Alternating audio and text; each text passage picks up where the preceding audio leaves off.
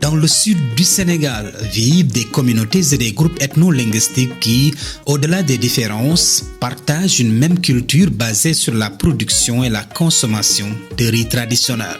Pour demander la bénédiction des dieux, un rituel de sacrifice est toujours demandé avant la descente des populations dans les rizières, ce qui est une pratique bien présente depuis plusieurs décennies en Afrique de l'Ouest.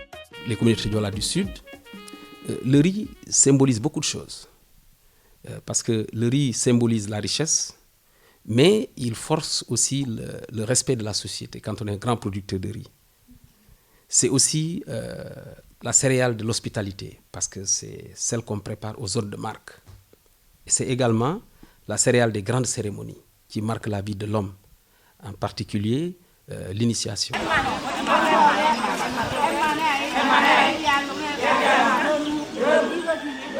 Pourquoi le riz traditionnel? Parce que quand on fait les offrandes avec nos cérémonies, c'est Etoral ou Efegor qu'on utilise.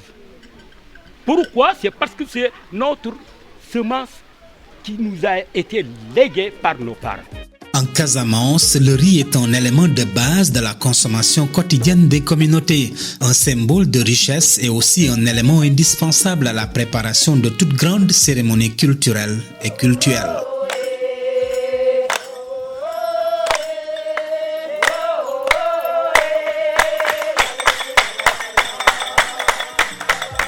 En pays bandial, chaque étape du processus de production de riz est marquée par l'organisation d'un rituel. C'est ainsi que chaque année, une cérémonie pour la bénédiction des semences est organisée à Séléki Bakel.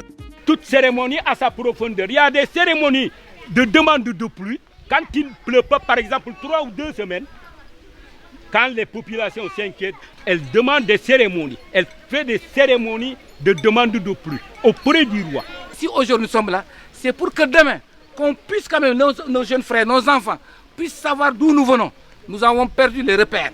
En faisant ces cérémonies, on se ressource. L'appel de Séléki à Bakel, que ceux qui vont nous entendre puissent aujourd'hui dire « Ah, ce que nous avons laissé, les semences paysannes là, sont très importantes. » L'agriculture est, en Afrique noire, un patrimoine économique et culturel qui obéit à des règles de production, de stockage, de conservation et de gestion qui se transmettent de génération en génération, avec actuellement plus de responsabilisation des femmes et des jeunes dans la conservation et la gestion des semences. Notre Casamance est très riche en culture. On a nos valeurs. Tout Casamance sait que la culture du riz est portée par les femmes. La mission de Nous sommes la solution, c'est la reconstitution du capital semencier. Les semences que nos ancêtres nous ont léguées, on doit tout faire pour que ces semences ne disparaissent pas.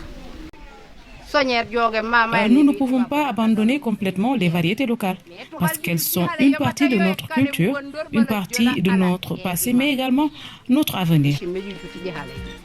Les longues années de sécheresse et les changements climatiques ont bouleversé les habitudes culturelles des populations. De plus en plus de semences dites hâtives et adaptées à la physionomie de l'hivernage sont introduites un peu partout. Les deux variétés là, c'est le riz à longue conservation. Pourquoi? Etoral et Efegor, vous pouvez le garder 10 ans. Il est consommable. Alors que Esoboro, à 5 ans, il est vieux. Des acteurs avertissent les communautés encore ancrées dans les réalités traditionnelles, promeuvent toujours les variétés de la région et la consommation locale.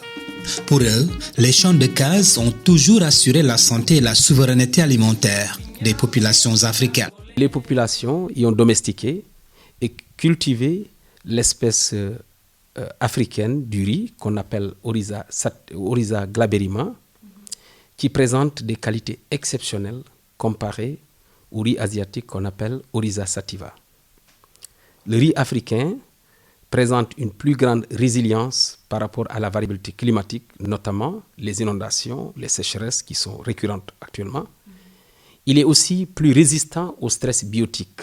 Il supporte plus la concurrence avec les adventices, mais aussi fait face mieux aux attaques de ravageurs. Il tale beaucoup Et par-dessus tout, on peut dire que le riz africain expose moins aux maladies chroniques telles que le diabète. Le combat pour le retour à l'agroécologie et la promotion d'une agriculture durable est porté par des mouvements et des organisations de la société civile. Le défi est le plaidoyer pour rallier plus de citoyens à leur cause.